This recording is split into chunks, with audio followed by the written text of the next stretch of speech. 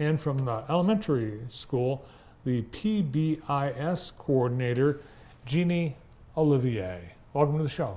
Thanks, Bart. Thanks for having us. Yeah, nice to see you. Welcome back.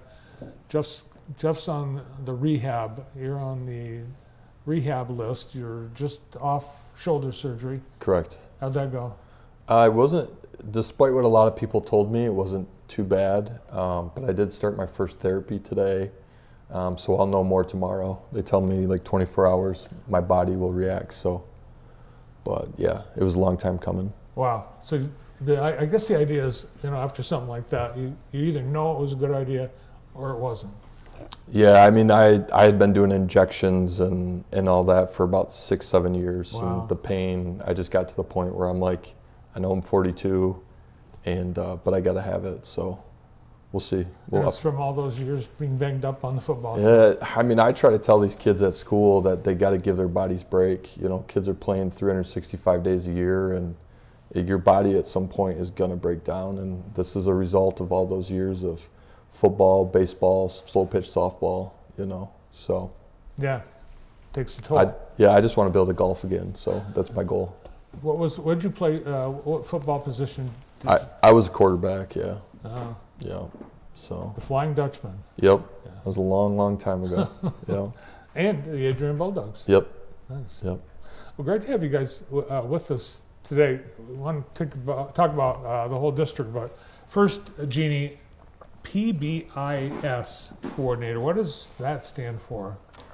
Positive Behavior Intervention and Support.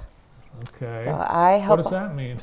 I help our students with communicating, social emotional learning, making sure that they feel seen, connected, heard.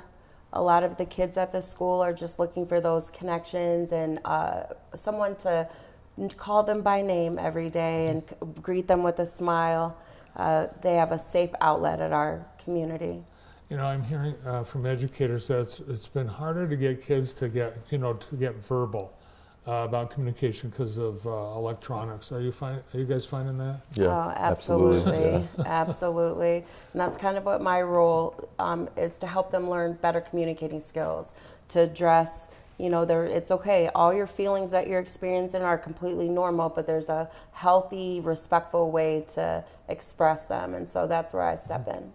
Yeah, it's interesting. The first impression that you get from someone these days isn't from what they're saying or how they appear to you. It's what you might have heard or seen them say, online. Right. Right? Absolutely. You guys, were you at Big Brothers Big Sisters last week? I was not there, but. You had people. Yeah, it was a good night for our district. Your district is one of the educational partners. How important is that to you guys at EJ?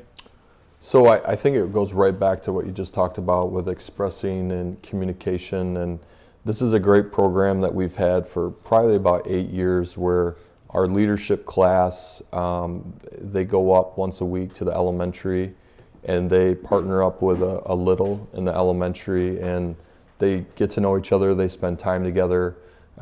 They take field trips together. They do a lot of collaboration and team building activities to really, give those kids an opportunity to connect and communicate. And honestly, from what I've heard, it's just as big for the high schoolers as it is for the the kindergartners, or not kindergarten, sorry, elementary students.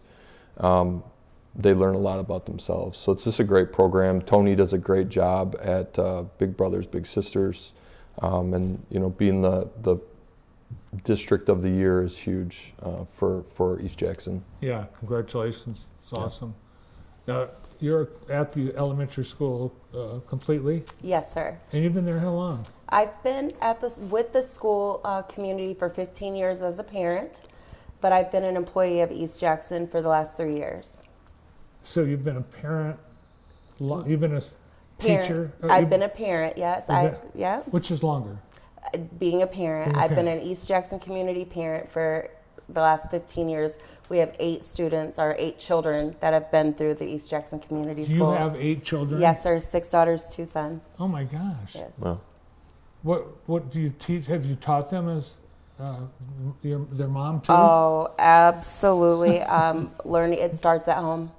Every part of their growth and development, we're raising future adults. And so teaching them how to respectfully respond, how to carry themselves in public. The internet's forever, so be careful what you put out there. Just little life lessons like that.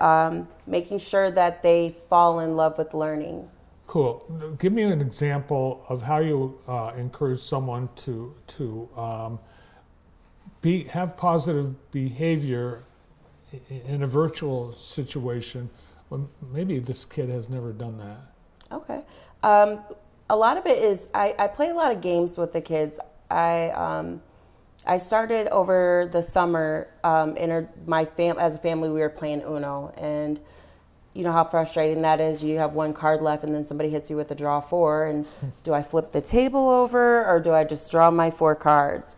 So I started with my students at school playing Uno with them, especially some of the kids that maybe don't handle challenges or setbacks very well, because with just like life and Uno, you don't know what card is going to come next, what you're going to get dealt.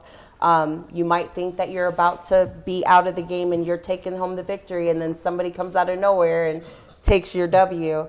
And I think that just teaching the children that setbacks don't mean failure. It just means that maybe this wasn't your win. Maybe this was somebody else's. This is still a learning experience, and so it doesn't make it a fail.